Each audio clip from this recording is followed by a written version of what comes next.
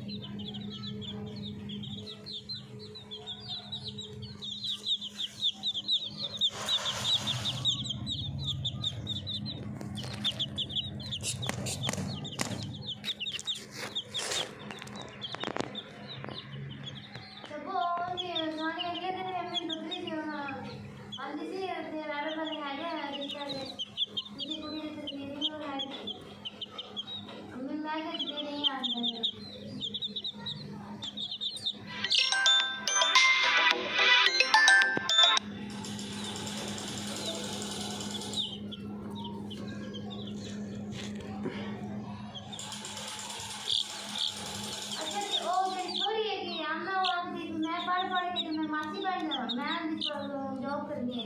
अगर आ जाती है ना ही तो शादी चीज आ गई है तो मैं को नहीं कर सकती